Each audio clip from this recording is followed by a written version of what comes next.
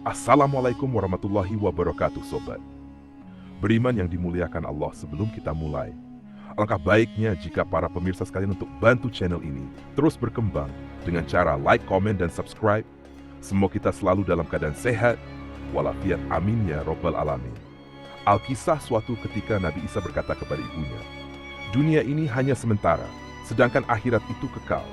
Untuk itu marilah kita berangkat ke sebuah bukit yang ada di Lebanon untuk beribadah kepada Allah Subhanahu wa Ta'ala dengan berpuasa di siang hari dan salat di malam hari. Perbekalan untuk mereka berdua pun sudah tersedia di bukit itu, yang berupa daun-daun untuk makanan dan air hujan untuk minumannya. Pada suatu hari Nabi Isa pergi menuruni bukit untuk mengambil dedaunan untuk dijadikan makanan untuknya dan ibunya ketika berbuka puasa nanti. Tak lama setelah Nabi Isa beranjak pergi menuruni bukit, pada saat itu malaikat maut datang menemui ibunya. Setelah mengucapkan salam, kemudian sang malaikat maut berkata pada Maryam, "Wahai Maryam yang tekun berpuasa di siang hari dan beribadah di malam hari." Kemudian Maryam yang penasaran pun bertanya, "Sebenarnya engkau ini siapa?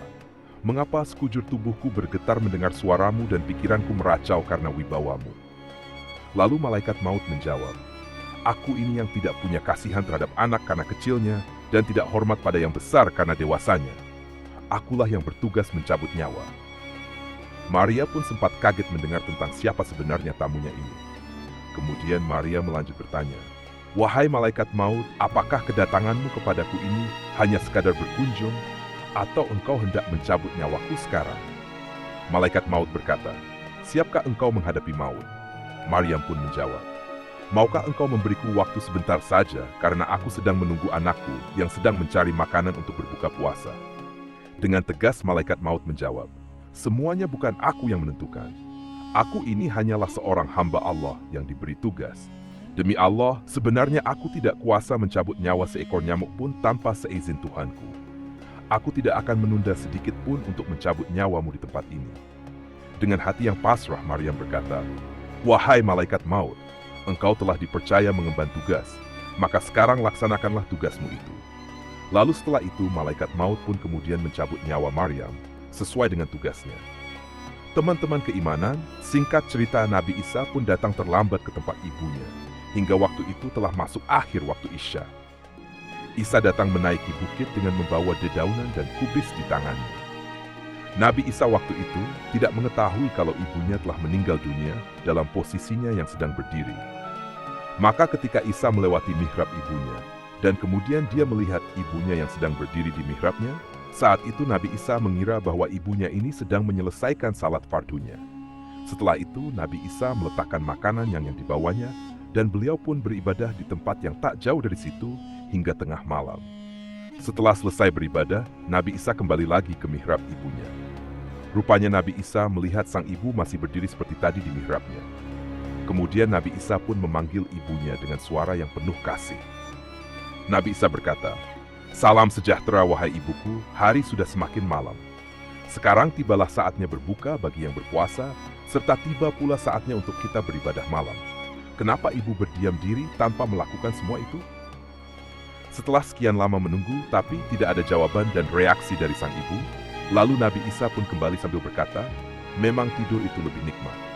Setelah beberapa saat, Nabi Isa pun kembali lagi ke mihrab ibunya dan memanggil sang ibu untuk yang kedua kalinya. Nabi Isa berkata, "Salam sejahtera tetaplah kepada bunda." Namun tetap saja sang ibu tak bereaksi sedikit pun. Nabi Isa berulang kali mondar-mandir ke mihrab ibunya sampai waktu pagi pun tiba. Menyadari ada hal yang tak biasa pada ibunya, kemudian Nabi Isa meletakkan pipinya pada pipi ibunya sambil menangis. Nabi Isa berkata, "Salam sejahtera tetap teratur untuk bunda. Waktu malam telah lewat, ini waktu siang. Sekarang telah mempelajari daksana ikian ibadah salat ke Tuhan yang Maha Pemurah." Melihat kejadian itu, para malaikat dan jin menangis. Bukit-bukit di sekitarnya pun bergema.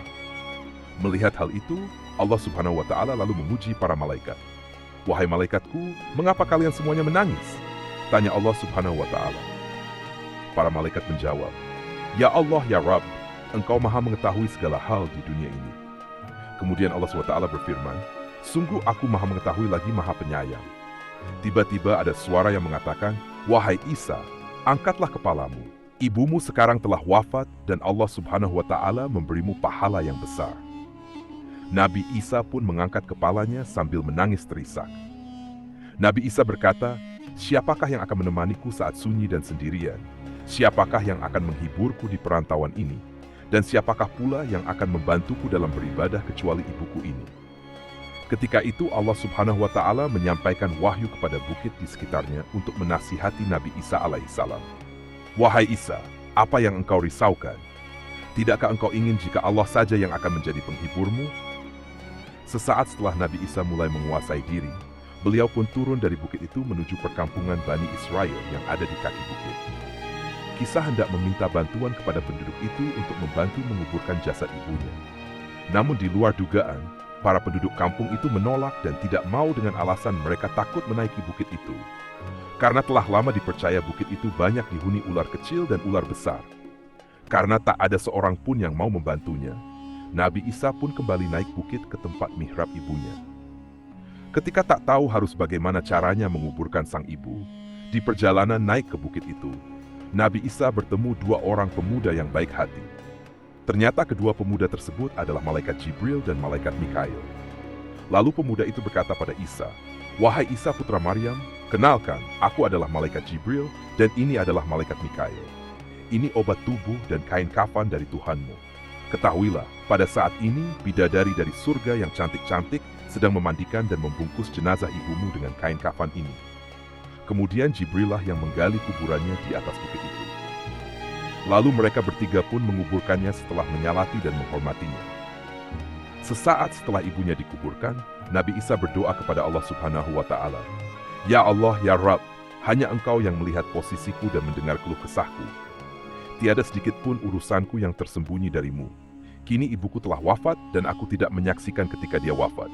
Untuk itu, izinkanlah dia berbicara kepadaku." Setelah itu, datanglah wahyu yang mengizinkan Isa berbicara dengan ibunya. Lalu Nabi Isa berdiri di depan makam ibunya dan berkata, "Salam sejahtera tetaplah teratur kepada bunda." Lalu terdengar suara dari dalam kubur, "Hai kekasihku, duhai buah hatiku." Kemudian Nabi Isa bertanya, "Wahai ibu, apa yang ibu peroleh dari tempat pembaringan dan tempat kembali itu? Dan bagaimana pula ibu menghadap Tuhan?" "Aku memperoleh tempat pembaringan dan tempat kembali yang terbaik. Aku mendapat ridho Allah Subhanahu wa Ta'ala dalam menghadapnya," jawab ibunda Nabi Isa. "Wahai ibu, bagaimana dengan rasa sakit saat maut menjemputmu?" tanya Nabi Isa. "Demi Allah yang telah mengutusmu sebagai nabi yang membawa kebenaran, sampai saat ini rasa pedihnya maut masih belum hilang dari kerongkongan. Kehebatan malaikat maut pun belum lenyap dari pandangan mataku.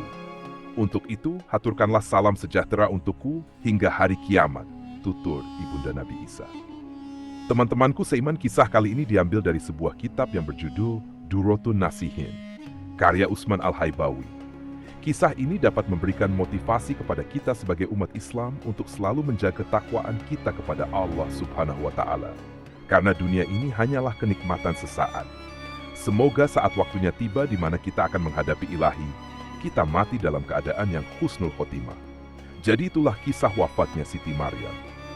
Semoga kisah ini bermanfaat. Lebih dan kurangnya mohon dimaafkan. Yang benar datangnya dari Allah Subhanahu wa Ta'ala, hilaf atau keliru itu datangnya dari saya pribadi sebagai manusia biasa. Sampai ketemu di kisah-kisah seru yang penuh makna selanjutnya. Saya akhiri, wassalamualaikum warahmatullahi wabarakatuh.